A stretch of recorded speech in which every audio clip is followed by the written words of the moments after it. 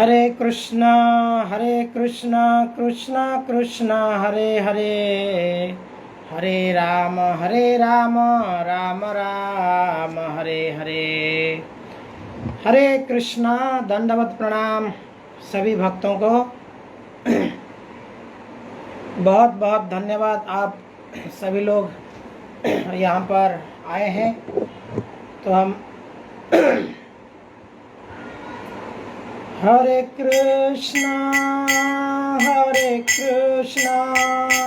कृष्णा कृष्णा हरे हरे, हरे राम राम राम हरे हरे, हरे कृष्णा कृष्णा कृष्णा हरे हरे, हरे राम राम राम हरे हरे, हरे कृष्णा कृष्णा कृष्णा हरे हरे, हरे राम राम राम हरे हरे, हरे कृष्णा कृष्णा कृष्णा हरे हरे, हरे राम राम राम हरे हरे, हरे कृष्णा कृष्णा कृष्णा हरे हरे, हरे राम राम राम हरे हरे, हरे कृष्णा कृष्णा कृष्णा हरे हरे, हरे राम राम राम हरे हरे, हरे कृष्णा कृष्णा कृष्णा हरे हरे, हरे राम राम राम हरे हरे, हरे कृष्णा कृष्णा कृष्णा हरे हरे, हरे राम राम राम हरे हरे, हरे कृष्णा। ओम नमो भगवते वासुदेवाय, ओम नमो भगवते वासुदेवाय, ओम नमो भगवते वासुदेवाय। ओम अज्ञानतिमिरान्धस्य ज्ञानाञ्जनशलाकया चक्षुरुपकदा मह्यं ददाति स्वपदान्तिकम्। जय श्री कृष्ण चैतन्य प्रभु नित्यानंद, श्री अद्वैत गदाधर श्रीवासदि गौरभक्तवृंद। हरे कृष्णा कृष्णा कृष्णा हरे हरे, हरे Ram Ram Ram Hare Hare.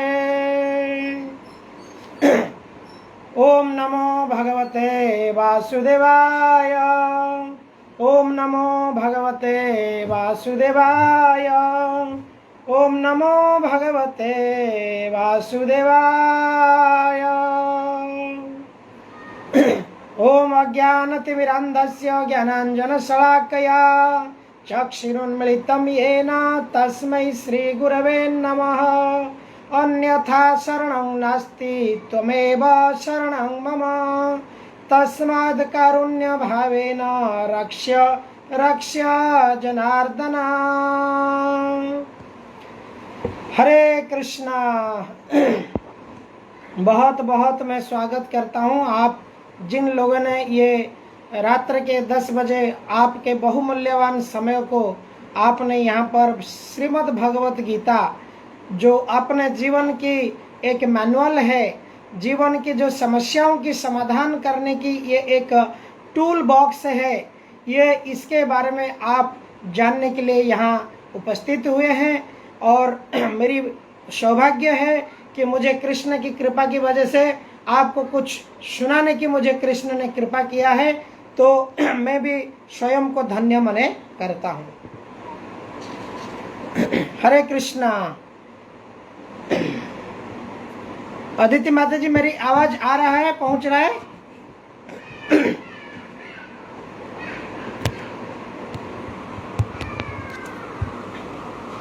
Can anybody confirm my voice is clear?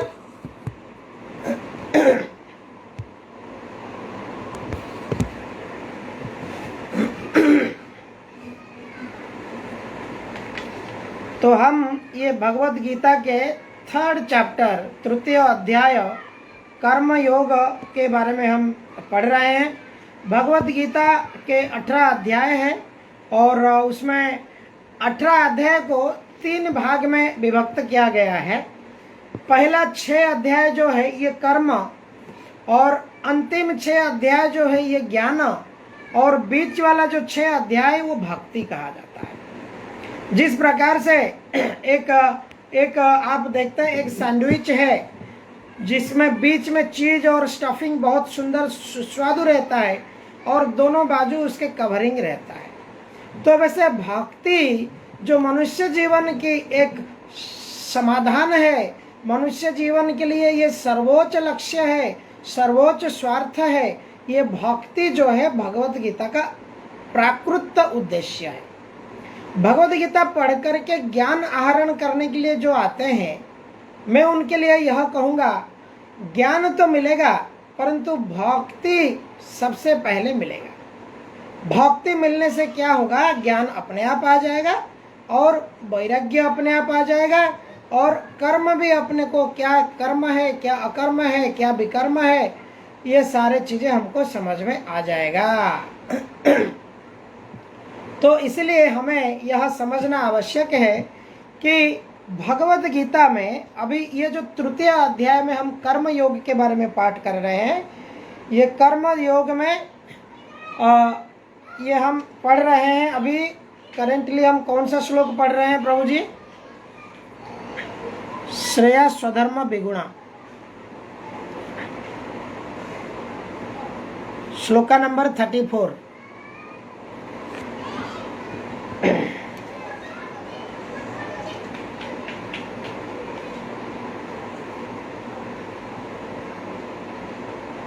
अध्याय 3।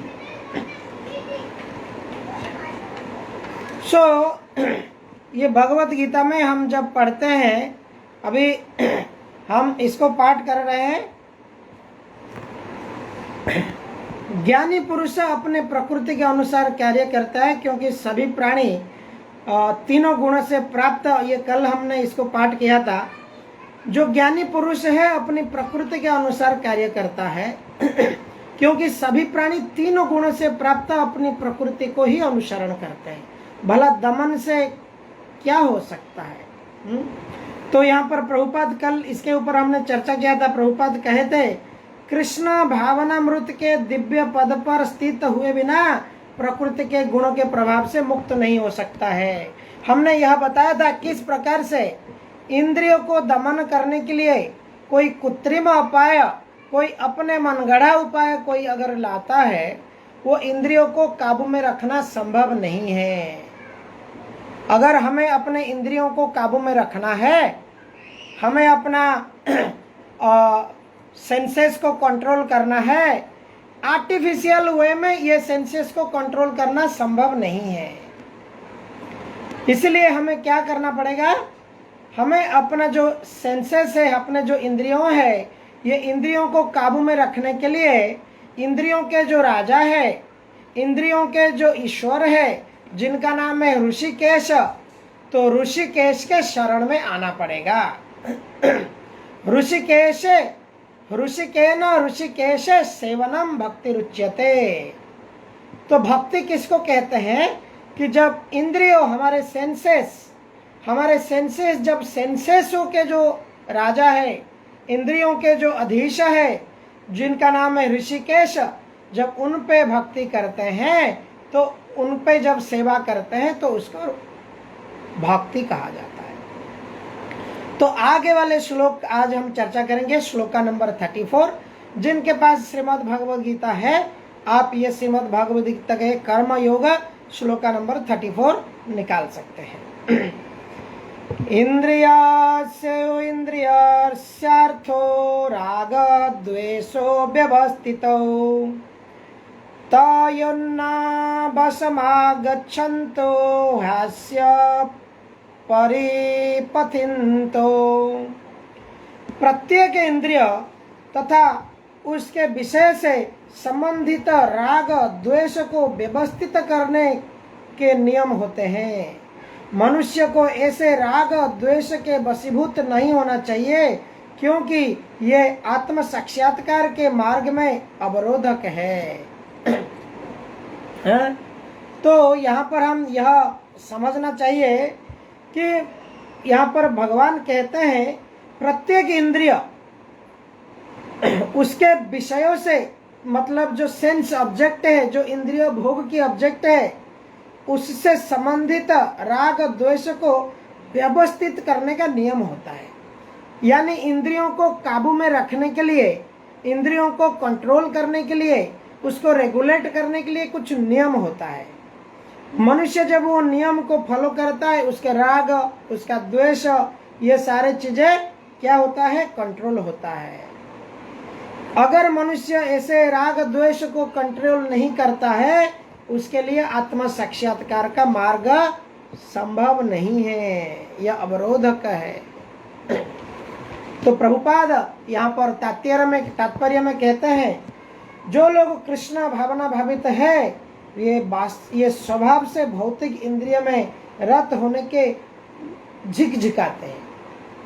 तो जो लोग भगवान के भक्त हैं, भगवान के जो भक्त हैं, जिनके ईश्वर के प्रति प्रेम है, वो क्या करते हैं, अपने शरीर सुख के प्रति बहुत ज्यादा ध्यान नहीं देते हैं। आप देखते हैं जो मुनि ऋषि है, जो साधु स्वभाव के व्यक्ति हैं, जिनकी इच्छा ऐसा है कि हमें ईश्वर की प्राप्ति करनी है, तो वो शरीर को नाना प्रकार का तप देते हैं, शरीर को नाना प्रकार का कष्ट देते हैं। जैसे कि सवेरे जल्दी जल्दी ठंडे पानी में सवेरे रात को 4 बजे उठ जाते हैं, स्नान कर लेते हैं, उनको कष्ट नहीं होता है। अलग अलग प्रकार के विधि पालन करते हैं, जैसे कि बहुत उनको धन की आसक्ति नहीं रहता है, उनको बहुत सारे भोग विलास में रहने की रुचि नहीं रहता है। इस प्रकार के ऐसे ऐसे स्वभाव है जो भगवान के भक्त है, उनको ये नियम उनको ऑटोमेटिकली उनकी इच्छा के हिसाब से हो जाती है। परंतु अनियंत्रित इंद्रिय भोग ही भौतिक बंधन का कारण है। तो भौतिक बंधन का कारण क्या है, अनरेगुलेटेड सेंसेस।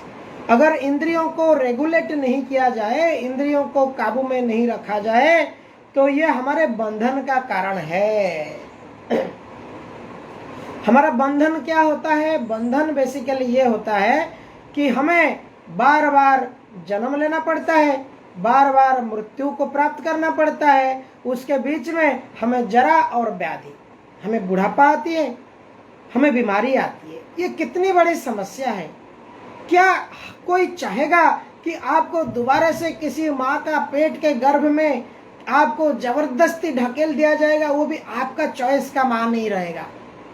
आपको कौन सा माँ का गर्भ मिलेगा वो आपका कोई चॉइस नहीं रहेगा। क्या कोई चाहेगा वास्तव में? वास्तव में हम कोई नहीं चाहते हैं। इवन हॉस्पिटलाइज होने के लिए हमें कोई नहीं चाहते। जब हॉस्पिटल के द्वार जाना जीव नहीं चाहता है, उसको एक मातृगर्भ में दोबारा कौन सा शरीर का मातृगर्भ रहेगा वो पता नहीं, उसको दोबारा से मिलेगा, ये कैसा कोई चाहेगा। परंतु नहीं चाहते हुए हमें ये प्राप्त करना पड़ रहा है, क्योंकि व्यक्ति जब अपने कर्मों के हिसाब से कर्म करता है, प्रकृते क्रियमाणानि गुणै कर्माणि सर्वशः। तो और एक है, क्या है, श्रीमद् भागवतम में वर्णित आता है, कर्मेण दैव नेत्रेण जंत्र देहे उपविष्टति। कोई व्यक्ति का कर्म के हिसाब से दैव नेत्र का अर्थ है दैव दृष्टि। एक दैव, एक डिवाइन भगवान हमारे ऊपर नजर लगा रहे हैं, परमात्मा के रूप में हमारा हृदय में बैठे हुए हैं। तो ये क्या कर रहे हैं, हमें देख रहे हैं। हमको ऐसा फील हो रहा है कि कोई नहीं देख रहा है, मैं कोई ऐसा, मुझे कोई नहीं देख पा रहा है। तो व्यक्ति जो अज्ञानी व्यक्ति है उसको ऐसा लगता है कि ये मनुष्य जन्म मिला है, पांचों इंद्रियों को मैं आराम से भोग कर सकता हूँ, मैं पांचों इंद्रियों को तृप्त कर सकता हूँ, इससे और बेहतर क्या सुख है। तो ये इंद्रियों की जब तृप्ति करता है ये उसके लिए जहर बन जाता है, जहर। अनादिकारम फले पड़ी भवार नव जले हरि हे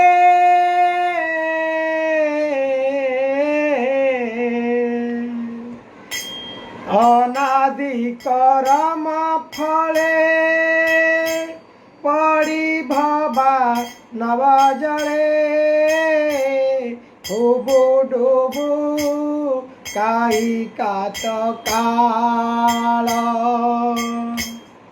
निस्तारी निस्तारी पा जाई भव सिंधु अंत नहीं।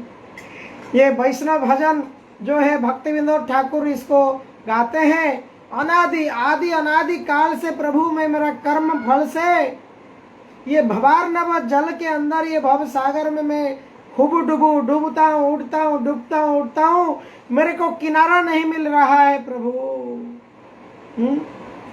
तो इसलिए व्यक्ति को क्या करना चाहिए, व्यक्ति को ये अनादि काल से जो पड़े हुए हैं ये भव बंधन से कैसे मुक्त हो जाना, ये व्यक्ति को समझना चाहिए कि मुझे यही जीवन का लक्ष्य है। तथा कथित जो सुख है हमारा मनुष्य जीवन में, पुरुष स्त्री के जो संभोग से सुख कहे, या भले कोई खाद्य पदार्थ जो जीवा के लिए टेस्टी लगता है उससे सुख कहे, या कोई सुंदर घर या सुंदर धन संपत्ति से सुख कहे, ये सारे सुख जो है ये बहुत बहुत क्षणस्थायी है। और ये क्षणिक सुख के लिए मनुष्य क्या करता है, अपने जीवन को बाजी लगा देता है और आगे पीछे व्यक्ति सही गलत क्या करना चाहिए क्या नहीं करना चाहिए उस चीज को व्यक्ति नहीं देखता है। तो इसलिए ये भगवत शास्त्र भगवत पुराण हमें ये ज्ञान देता है कि हमें क्या करना चाहिए, न हमें आध्यात्मवाद जो है हमें भक्ति मार्ग को हमें अपनाना चाहिए। जो अपना को विज्ञान में बड़ा चढ़ा मानते हैं किंतु भीतर ही भीतर पूर्णतया प्रकृति के गुण से अधीन रहते हैं। तो यहाँ पर प्रभुपाद कहते हैं उदाहरणार्थ यौन सुख बद्ध जीव के लिए आवश्यक है और विवाह संबंध के अंतर्गत यौन सुख की तुष्टि की दी जाती है, परंतु विवाह के व्यतीत, विवाह से पहले या विवाह अपने पत्नी व्यतीत अहीं और कहीं से भी इसको आशा नहीं करना चाहिए। शास्त्रीय आदेशों के अनुसार अपनी पत्नी के अतिरिक्त अन्य किसी स्त्री के साथ ऐसा संबंध वर्जित है। परंतु ये कलयुग में देखिए, आजकल यही फेसबुक, यही इंस्टाग्राम, यही सोशल मीडिया, घर पे बैठे बैठे ऐसे ऐसे युवती है जो घर पे बैठे बैठे 100 पुरुषों के साथ संबंध रखते हैं, मन मन में उनके साथ इंद्रिय विषयों की भोग करते हैं। तो ये वास्तव में क्या है, व्यक्ति को अधोगति करता है, अधोपतन होता है। जब व्यक्ति काम के अनल में बसीभूत हो जाता है, उसके बाद उसको क्रोध आता है, क्रोध से लोभ आता है, लोभ से मोह आता है। इसी प्रकार से व्यक्ति क्या होता है, जनस्य मोहय अहं मम इति। ये भागवत कहता है कि मैं और मेरा, और मैं और मेरा आने के बाद फिर क्या होता है कि हमें द्वेष आता है। दूसरे की प्रगति को हम देखते हैं, हम जलते हैं, हमारा क्यों प्रगति नहीं हो रहा है, हमारा इंद्रिय तृप्ति के लिए भगवान को हम ब्लेम करते हैं।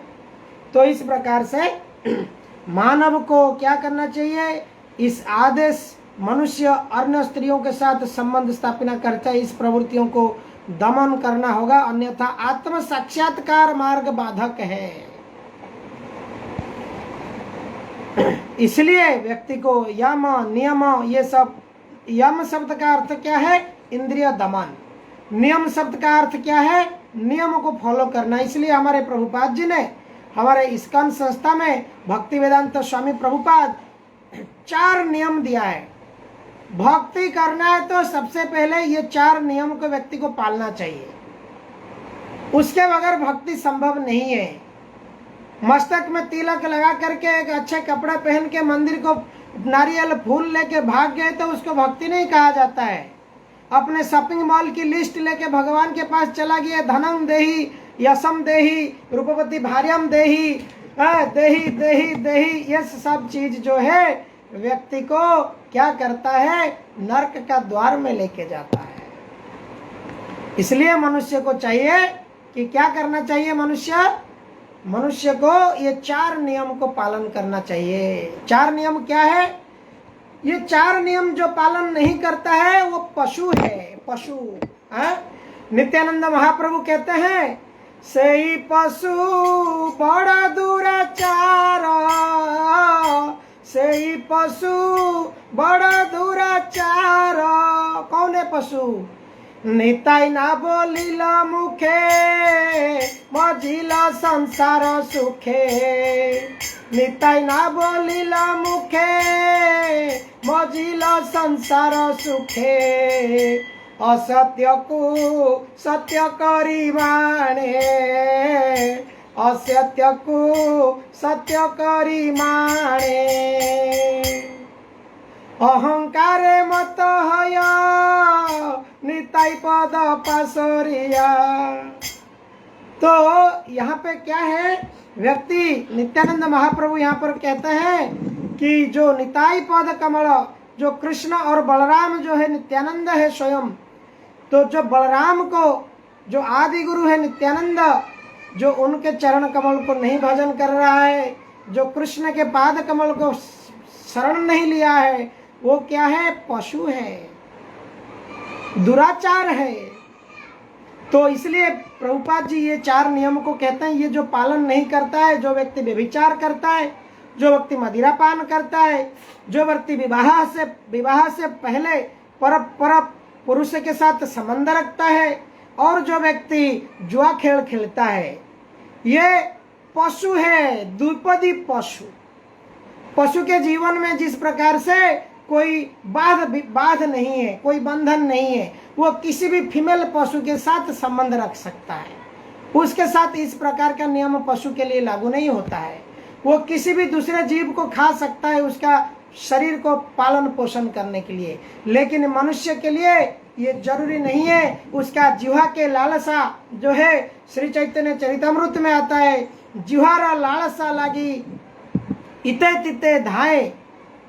जो जिह्वा के लालसा के लिए, अपना बेली और जेनाइटल के लिए इधर उधर भागता है, शिष्णोदर परायण कृष्ण नहीं पाए।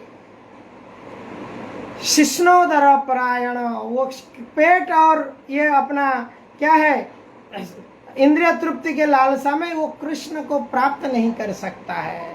और व्यक्ति कृष्ण को नहीं प्राप्त करने का अर्थ क्या है?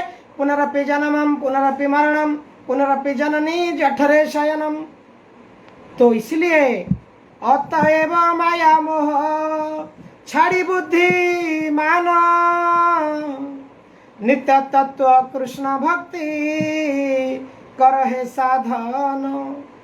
तो इसलिए जो बुद्धिमान है, बुद्धिमान व्यक्ति को इस प्रकार से जो मोह है, माया है, ये सब से किस प्रकार से बाहर आना व्यक्ति को सोचना चाहिए, समझना चाहिए।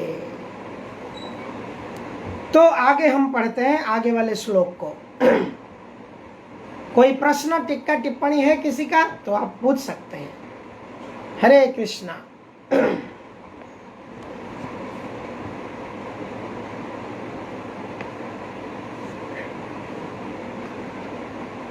तो आगे श्लोक में जाते हैं। श्रेयान्य स्वधर्म विगुणः परधर्मान् स्वनुष्ठितात् स्वधर्मे निधनं श्रेय परधर्म भयावह। अपने नियत कर्म को दोषपूर्ण ढंग से संपन्न करना भी अन्य के कर्म को भली भांति ढंग से करने से श्रेयस्कर है। स्व कर्मों के करते हुए मरना पराय कर्म के प्रवृत्ति हुए अपेक्षा श्रेष्ठतर है, क्योंकि अन्य किसी के मार्ग को अनुसरण भयावह होता है। तात्पर्य में प्रभुपाद जी कहते हैं, अतः मनुष्य को चाहिए कि यह अन्यों के लिए नियम कर्म की अपेक्षा नियम कर्म कृष्ण भावना में करें। भौतिक दृष्टि से नियत कर्म मनुष्य की मनोवैज्ञानिक दशा अनुसार भौतिक प्रकृति के गुणों के अधिष्ठ कर्म है। आध्यात्मिक कर्म गुरु द्वारा कृष्ण की दिव्य सेवा के लिए आदेशित है, किंतु चाहे भौतिक कर्म हो या आध्यात्मिक कर्म हो, मनुष्य को मृत्यु पर्यंत अपने नियत कर्म में दृढ़ रहना चाहिए। अन्य के निर्धारित कर्म को अनुकरण नहीं करना चाहिए। आध्यात्मिक तथा भौतिक स्तर पर यह कर्म भिन्न भिन्न होता है, किंतु कर्ता के लिए किसी प्रामाणिक निर्देशन को पालन का सिद्धांत उत्तम होगा। जब मनुष्य प्रकृति के गुण में वशीभूत हो तो उसे उस विषय अवस्था में कोई नियम का पालन करना चाहिए, उसे अन्य को अनुकरण नहीं करना चाहिए। उदाहरणार्थ, सत्वगुणी ब्राह्मण कभी हिंसक नहीं होता, किंतु रजोगुणी या क्षत्रिय वो हिंसक होते हैं। इस तरह क्षत्रियों के लिए हिंसा का नियम पालन करते हुए बिना जीना श्रेयस्कर है, उतना अहिंसा को नियम पालन करने वाले ब्राह्मण अनुकरण नहीं कर सकता है। जैसे कि क्षत्रिय क्या कर सकता है, हिंसा कर सकता है। क्षत्रिय मार सकता है, फाइट कर सकता है, उसको हिंसा करना पड़ेगा। परंतु ब्राह्मण के लिए अपना धर्म नहीं है हिंसा करना। ब्राह्मण का धर्म क्या है? ब्राह्मण क्या है? ब्राह्मण को क्या जाता है? बहुत सारे ब्राह्मण के गुण है। सत्य, सम, दम, आर्य, तितिक्षा, धैर्य, निष्ठा, इस प्रकार के ये सब जो गुण है ये ब्राह्मण के गुण है। परंतु आजकल के तो कलयुग के ब्राह्मण के नाम क्या कहें। कलयुग में ब्राह्मण बहुत रेयर है, तो ये तो ब्राह्मण ही है ही नहीं वास्तव में। कलयुग में किसी जात में ब्राह्मण में जन्म हो जाने से ब्राह्मण नहीं कहलाते हैं, ये भगवत गीता कहता है, ये हम नहीं कहते हैं। भगवत गीता कहता है कि चतुर्वर्णमया सृष्टं गुण कर्म विभागशः। जो 4 वर्ण है ये गुण और कर्म के हिसाब से है, ना तो जाति और वंश के हिसाब से है। हमारे प्रभुपाद जी कहते हैं हाईकोर्ट जज के बेटा हाईकोर्ट जज नहीं बन सकता है, उसको कहा जा सकता है कि हाईकोर्ट जज का बेटा है। इस प्रकार से जो वास्तव में जिसका ब्रेन ब्राह्मण है, जिसका दिमाग बुद्धि ब्राह्मण बुद्धि है, जिसके पास निस्वार्थ भाव है, जिसके पास सत्ता है, जिसके पास सम है, समभाव क्या है? पंडिता समदर्शिना विद्या विनय संपन्न ब्राह्मण गभिहस्तिनी सुनिचेन सुपाके च पंडिता समदर्शिना। ये होता है पंडित, ये होता है ब्राह्मण। क्या है? विद्या विनय संपन्न ब्राह्मण गभिहस्तिनी सोनिचेन सुपाके च पंडिता समदर्शिना। जो पंडित होता है वो कुकुर, वो चंडाल, वो हस्ती, वो गाय, ये सब को समान दृष्टि से रखता है। इस प्रकार ये सब ब्राह्मण के गुण होता है। परंतु हम आज की जो समाज वर्ग है, कलौ सर्व शूद्र संभवा। क्या है? कलयुग में सब लोग शूद्र ही है। शास्त्र कहता है जन्मना जायते शूद्र वेद पठयति इति विप्र ब्रह्म जानाति इति ब्राह्मण। जन्म होते ही सब शूद्र है। वेद पाठन करता है, शास्त्र पाठन करता है, उसको विप्र कहा जाएगा, ब्राह्मण नहीं कहा जाएगा। ब्रह्म को जो जानता है उसको ब्राह्मण कहा जाता है। ब्रह्म क्या है? अहम ब्रह्मास्मि, मैं शरीर नहीं हूं, मैं आत्मा हूं। शरीर का इंद्रिय सुख से वो धीरे धीरे बाहर आ जाएगा, जो अपने आप को शरीर नहीं समझता है।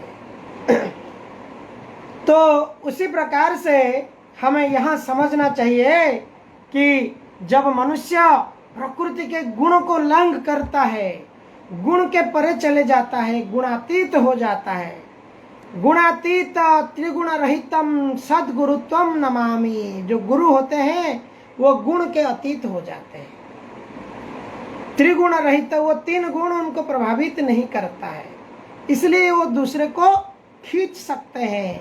जो सूखा में खड़ा है, जो नदी के बाहर खड़ा है, वही रस्सी डाल सकता है। किसी को नदी में कोई फंस रहा है, उसको उठाने के लिए। जो नदी के अंदर स्वयं है, जो सागर के अंदर स्वयं है, वो दूसरे को क्या खींचेगा? या जो समुद्र में तैरना जानता है वही खींच सकता है। तो इसलिए एक व्यक्ति को ये तैरना, अपने आप को समझने के लिए ये भगवत गीता समझना पड़ेगा। देखिए, जीवन की समस्या की कोई हल नहीं है। जीवन की जो समस्याएं हैं, इसकी एकमात्र हल है, क्या कहते हैं भगवान? सर्वधर्मान परित्यज्य माम एक शरणं व्रज अहम त्वाम सर्व पापेभ्यो। हम कितना पाप किया है, इसलिए तो हमें पीड़ा मिल रहा है। भगवान कहते हैं मेरे शरण में आ जाओ, मैं फिर आपको इससे बचा दूंगा।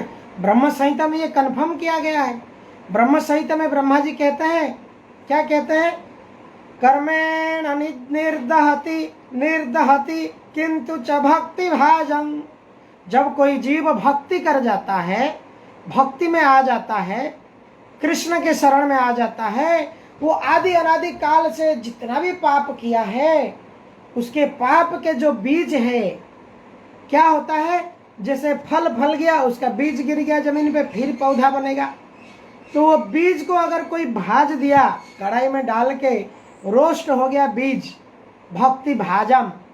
तो भक्ति क्या करता है? ऐसा कर्म के जो बीज है, जो आगे फिर अपने को और कष्ट देने वाला है, ऐसा बीज को भक्ति क्या करता है? भाज देता है, रोस्ट कर देता है।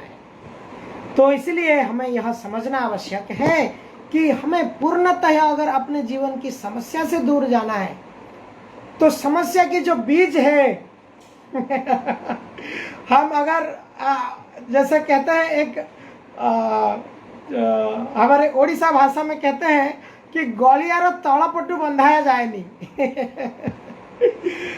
ये चाषी जो खेती करते हैं जमीन पे, उनके जमीन से दूसरे वाले जमीन पे जब वो बंद से जमीन से पानी चला जाता है, वो नीचे वाले जमीन से उसको बंद नहीं बांध सकते हैं।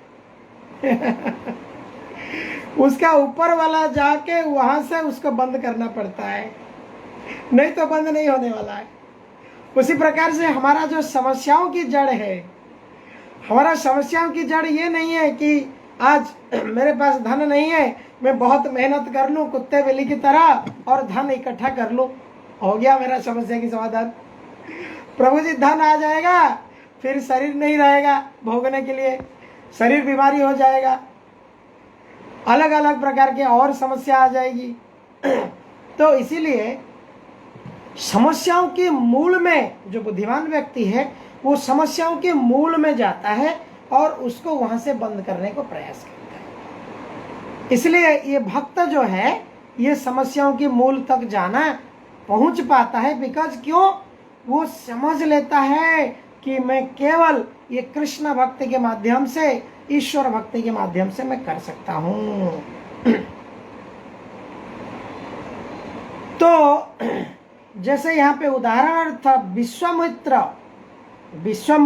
विश्वामित्र मुनि जो थे वो क्षत्रिय थे, किंतु बाद में वो ब्राह्मण हो गए। इस प्रकार से परशुराम पहले ब्राह्मण थे परंतु क्षत्रिय बन गए। तो ब्रह्म में स्थित होने के कारण वो ऐसा कर सके। किंतु जब तक कोई भौतिक स्तर पर रहता है, उसे प्रकृति के गुणों के अनुसार अपने कर्म करना चाहिए। हमें ऐसे विश्वामित्र और परशुराम को फॉलो नहीं करना चाहिए। परंतु शास्त्र कहता है, अगर कोई शूद्र परिवार में जन्म लिया है, कोई क्षत्रिय परिवार में जन्म लिया है, ये कलियुग में तो ऐसे कोई इसको नहीं है वर्णाश्रम, इसलिए कोई भी जात में क्यों कोई जन्म ना लो, वो व्यक्ति ब्राह्मण से भी बढ़कर वैष्णव बन सकता है। ओडिया में कहते हैं 12 जाति 13 गोला, वैष्णव हेले सबू गला। कोई अगर चंडाल है, कोई शूद्र है, किसी भी नीच जाति का क्यों ना हो, अगर वो कृष्ण के भक्त बन गया, ये 4 नियम को पालन करता है, मांसाहार नहीं करता है, व्यभिचार नहीं करता है, पर स्त्री पर नारी के प्रति व्यभिचार नहीं देखता है, और निशापान नहीं करता है, जुआ खेल नहीं करता है, वो आ जाता है ब्राह्मणिकाल प्लेटफॉर्म में।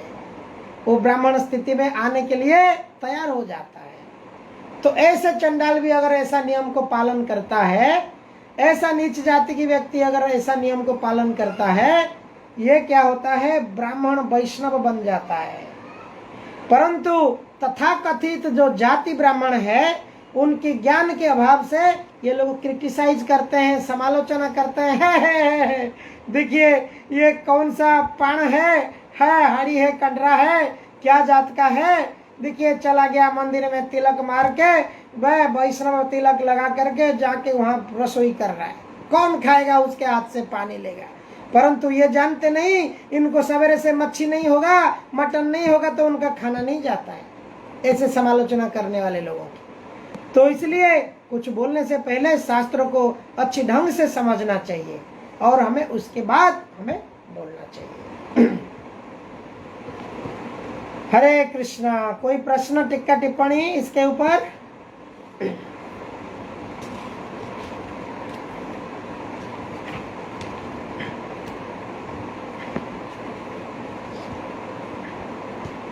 हरी हरी बोल। तो एक और श्लोक लिया जाए और 5-7 मिनट में हम समाप्त करेंगे। तो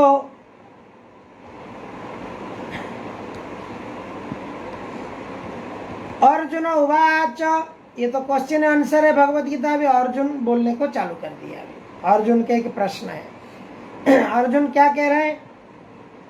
अथ केन प्रयुक्तोऽयं पापचराति पुरुषः अनिच्छेन्त्रपि ब्रह्मार्णोय बलादिव नियोजितः। अर्जुन ने कहा, हे वृष्णिवंशी, मनुष्य न चाहते हुए भी पाप कर्म के लिए प्रेरित क्यों होता है? देखिए हमारा ये प्रश्न है। मनुष्य चाहता नहीं कि मैं गलत काम करूं, मैं पाप कर्म करूं। हम कभी कभी नहीं चाहते हैं कि हम ये गलत काम करें, लेकिन हमारा मन हमें क्यों ऐसा प्रेरणा देता है? ऐसा लगता है कि उसे बलपूर्वक उन्हें लगाया जा रहा है। व्यक्ति सवेरे सोचता है कि मैं दारू नहीं पीऊंगा, मैं गलत काम नहीं करूंगा, मैं नशापान नहीं करूंगा, मैं सवेरे सवेरे सोचता है मैं ये 4 नियम को मैं तोड़ूंगा नहीं, लेकिन शाम को उसका मन कहीं ना कहीं बहक जाता है, कुछ ना कुछ कर लेता है। ऐसा क्यों होता है? तो ये बहुत सुंदर प्रश्न है, इसको आप ध्यान पूर्वक सुनिए। अभी भगवान उत्तर में क्या कहेंगे इसको हम और एक श्लोक भी ले लेंगे हम। तो जीवात्मा परमेश्वर का अंश होने के कारण मूलतः आध्यात्मिक शुद्ध एवं समस्त भौतिक कल्मश से मुक्त रहता है। फलतः स्वभाव से वह भौतिक जगत के पापों में प्रवृत्त नहीं होता, किंतु जब वह माया के संसर्ग में आता है तो वह बिना झिकझिके कभी कभी इच्छा के विरुद्ध भी अनेक प्रकार पाप कर्म करता है, अनेक प्रकार पाप कर्म करता है। अतः कृष्ण से अर्जुन का यह प्रश्न बहुत बहुत जीवों के प्रकृति विकृत क्यों ना हो जाए। यद्यपि कभी कभी जीव को कोई पाप नहीं करना चाहता है, किंतु उसे ऐसा करने के लिए बाध्य होना पड़ता है। ये पाप कर्म परमात्मा द्वारा प्रेरित नहीं है। ये पाप कर्म क्या है? अपितु अंतःकरण होने से होता है, जैसा कि भगवान अगले श्लोक में अभी बताएंगे। चलिए ना देर करते हुए हम अगले श्लोक को भी ले लेते हैं। तो भगवान यहाँ पर कहते हैं, काम एष क्रोध एष रजो गुण समुद्भवः महशानो महात्पात्मा विशुद्धान्महि वैरिणाम्। श्री भगवान उवाच, भगवान ने कहा। भगवान ने क्या कहा है अर्जुना? इसका कारण, अभी कारण पूछा है अर्जुन, भगवान ने सीधा कारण पे आ गए। भगवान ने कहा कि इसका कारण क्या है? रजगुण के संपर्क से उत्पन्न काम। रजगुण क्या है? भोग करने की प्रवृत्ति जब मन में रहता है, हम क्या भोग करते हैं? हर चीज को हम भोग करते हैं। क्या भोग नहीं करते हैं वो बताता हूं मैं। हम दुख भोग करना नहीं चाहते हैं बस। हम हॉस्पिटलाइज नहीं होना चाहते हैं। हम किसी से निंदा सुनना नहीं चाहते हैं। हम चाहते हैं हमें बहुत बहुत प्रशंसा मिलते रहे। परंतु हम क्या करना चाहते हैं? इसको छोड़ करके बाकी सब हम भोग करना चाहते हैं। और ये भोग करने के आशा, ये भोग करने की जो अभिलाषा, इसके वजह से हमें रजोगुण उत्पन्न होता है? इसलिए वैष्णव ठाकुर कहते हैं, अति तुच्छ भोग आसे बंदी होई माया पासे। अति तुच्छ भोग, ये जो भोग है क्या है? तुच्छ भोग, वेरी वेरी डिग्रेडेड इंजॉयमेंट। क्या है? उसके वजह से हम क्या करते हैं? माया के बंधन में बंध जाते हैं। व्यक्ति शादी से पहले बहुत ढूंढता रहता है, देखता रहता है, कैसे ना कैसे, कैसे ना कैसे मेरे जीवन में कोई तो हाँ कर दे मुझे। कोई तो मुझे मिल जाए। लेकिन शादी के बाद ऐसे बंधन में आते हैं व्यक्ति, बोलते हैं शादी क्यों किया? पत्नी से परेशान है, बच्चों से परेशान है, पड़ोसी से परेशान है, समाज से परेशान है। व्यक्ति इतनी परेशान हो जाता है, वो अपने आप को निंदा करता है और समाज को निंदा करता है, परिवार को निंदा करता है। उसका कारण क्या है? ये भोग प्रवृत्ति। इसलिए व्यक्ति को क्या होना चाहिए? गृहस्थ होना चाहिए। गृहस्थ शब्द का अर्थ क्या है? घर पे रह करके भगवान को घर का केंद्र बिंदु बनाना, भगवान को सारे सुख प्रदान के लिए अपने आप को क्या करना? जीवित रखना। तुम्हार सेवाए दुख है यदि से तो परम सुख। हे प्रभु, अगर आपकी सेवा के लिए मुझे दुख मिलता है, आपकी सेवा में कर रहा हूँ, उसके वजह से यदि मुझे दुख भी मिल रहा है, ये मेरा परम सौभाग्य है, परम सुख है। क्योंकि जन्म जन्मांतर के बाद मुझे क्या मिला है? आपकी सेवा मिला है। हमें शरीर के लिए कोई सेवा मिल जाता है, सरकारी नौकरी मिल जाता है, अच्छी जॉब मिल जाता है, इसको हम परम सुख समझ लेते हैं। बट थोड़े साल के बाद ये सुख नहीं रहता। तो इसलिए स्वभावतः जीव क्या करता है? फिर से दुखी हो जाता है। जब जीवात्मा, जैसे कि प्रभुपाद जी ये उदाहरण के माध्यम से मैं आपको बताना चाहता हूं, जैसे कोई व्यक्ति सत्वगुण के ऊपर रहता है। जैसे आप वृष्टि का जल को उदाहरण में लीजिए। वर्षा जल जब आकाश से गिरता है, वो प्योर क्रिस्टल क्लियर वाटर रहता है, एकदम क्लियर क्रिस्टल वाटर है, शुद्ध जल रहता है। परंतु वो जल जब भूमि पे गिर जाता है, वो मट्टी को टच कर लेता है, वो जल क्या लेता है? वो शुद्ध नहीं रहता है, वो विशुद्ध हो जाता है, उसमें कचरा आ जाता है। उसी प्रकार से जीवात्मा जो है, जीवात्मा एक्चुअली प्योर क्रिस्टल सच चित आनंद है, उसको दुख नहीं है। अभी जीव, ये एक उदाहरण से आप देखिए, जीव मरना क्यों नहीं चाहते? अगर आपको किसी नदी के बगल में रखा जाए और ठेलने को कोई डरा भी दे, हम बोलते हैं हाँ मर जाता था, अभी मुझे कोई ठेल दे रहा था पीछे से। क्यों हम मरना नहीं चाहते हैं? क्योंकि हमारा स्वभाव है हमारा, हम वास्तव में अमर हैं। लेकिन क्योंकि हम ये जिस प्रकार से जल मट्टी में आके मल बन चुका है, तो वैसे हम ये शरीर धारण करके हम क्या बन चुके हैं? असत बन चुके हैं, अचित बन चुके हैं, निरानंद बने हैं। इसलिए आनंद नहीं है जीवन में, निराशा है। तो इसलिए हमको मृत्यु से डर रहता है। जबकि मैं अमर हूं, बट मैं मरना नहीं चाहता हूं, क्योंकि मैं ये शरीर में बैठा हूं, शरीर मर जाएगा, ये मुझे डर रहता है।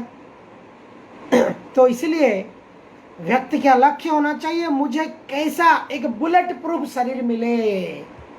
बुलेट प्रूफ शरीर का अर्थ क्या है? शाश्वत शरीर, ऐसा शरीर मिले जो कभी मृत्यु नहीं हो। एक उदाहरण आता है, एक व्यक्ति था एक मैं आपको जाते जाते एक जोक कह के जाता हूँ कि एक व्यक्ति था जो मृत्यु से इतना डरता था, उसने अपना शरीर में पूरा बिष्टा घेर लिया। बोला मुझे जमराज आएगा और ले नहीं सकता है, इतना गंध में मैं हूं। तो ये संभव नहीं है, आप शरीर को किधर भी रखो। और एक मृत्यु के ऊपर आता है जोक कि एक व्यक्ति था, ये भी ऐसा जोक है, किसी शास्त्र का नहीं है। वो व्यक्ति क्या करता था, उसके जमराज उसके घर पे खटखटाए और बोले देखो तुम्हारा मैं यमराज हूँ, आ गया तुम्हारे घर पे, दरवाजा खोलो। तो वो व्यक्ति दरवाजा खोला, यमराज को देखा और थोड़ा चालाक था और बोला देखो तुम्हारा नंबर पहला में है, ये चिट्ठी में लेके आया हूँ, तुमको पिकअप करना है मुझे पहले, मैं भगवान का सेवक हूँ। क्यों? भगवान कहते हैं मैं मृत्यु हूँ, अहं कालस्मि, मृत्यु सर्वहरश्चहं। आप मुझे अगर समर्पण नहीं करोगे बचपन से, मैं मृत्यु बनकर आपको शेष करने आऊंगा, लास्ट में आपका सब कुछ छीन लूंगा। तो यमराज मृत्यु बनकर आते हैं और यमराज ने कहा देखो तुम्हारा लिस्ट पहला है। तो व्यक्ति ने कहा हा यमराज जी बैठिए, आप सोफा पे बैठिए, आप क्या लेंगे? रिफ्रेशमेंट कुछ लीजिए, जूस लीजिए, लस्सी लीजिए, छाछ लीजिए। तो व्यक्ति ने कहा कुछ तो लीजिए। तो यमराज ने बोला ठीक है मुझे दूध दे दीजिए। तो व्यक्ति ने दूध में क्या नींद की गोली दे दिया यमराज को। तो यमराज ये आप इसको किसी शास्त्र के ना समझिए, ये इससे सीख समझना है। तो यमराज जी नींद की गोली लेके सो गए और व्यक्ति उनसे चिट्ठा ले लिया हाथ से और ऊपर पे जो नाम लिखा था उसको मिटा के काट के उनके सबसे नीचे लिख लिया। यमराज को थोड़ी देर में नींद खुल गया और यमराज ने कहा हे वत्स, मैं आपकी सेवा से इतना प्रसन्न हूँ, मैं चाहता हूँ मैं तुम्हारे लिए कुछ कृपा करूँ। क्या कृपा करना चाहता हूँ? मैं सबसे ऊपर तुम्हारा नाम लिख करके लिस्ट में आया था, अब मैं लिस्ट ऊपर से पढ़ने वाला था, अब मैं लिस्ट को नीचे से पढ़ूंगा। तो यह बात से आप समझ सकते हैं कि किसी भी प्रकार से व्यक्ति बच नहीं सकता है, किसी भी प्रकार से व्यक्ति चॉइस नहीं कर सकता है। तो इसलिए हम भक्ति को क्यों चॉइस ना करें? हमारा जीवन में ये भक्तिमय सेवा, भगवान के नाम जप, भगवान के नाम चिंतन, प्रतिदिन अगर हम माला जप करते हैं, कृष्ण के नाम जप करेंगे, कलौते हरि कीर्तना, कलयुग का जो ये समस्याओं की समाधान है, ये श्रीमद् भागवतम में आता है, यज्ञ संकीर्तन प्राय जजंती सुमेधा। मेधा मतलब ज्ञान, और जिनकी बहुत प्रखर ज्ञान है वो लोग क्या करते हैं, ये यज्ञ संकीर्तन करते हैं, नाम जप करते हैं और भगवान की ये सी नाम भजन करके जप करके तर जाते हैं। हरे कृष्ण कृष्ण कृष्ण हरे हरे, हरे राम राम राम हरे हरे। अनंत कोटि वैष्णव वृंद की जय, समवेत भक्त वृंद की जय। अगर किसी को कोई प्रश्न है, टिक्का टिप्पणी है, आप मुझे जो फेसबुक में कनेक्टेड हैं मुझे मैसेज के माध्यम से पूछ सकते हैं, और जो हमारे व्हाट्सएप ग्रुप ज्वाइन करना चाहते हैं मुझे पिंग कर सकते हैं, मैं आपको व्हाट्सएप ग्रुप में ज्वाइन करा दूंगा। तो हमारे बहुत सारे प्रोग्राम कार्यक्रम आपको मिलता रहेगा। और ऐसे आप please keep connected everyday 10 o'clock को 10 बजे आप ऐसी मुझे सेवा देते रहिए। मैं आपको हरि कथा सुनाने के लिए, ये मेरे लिए बड़ी ईश्वर की कृपा समझता हूँ। Thank you very much. Hare Krishna, Hari बोल, धन्यवाद, प्रणाम टू ऑल।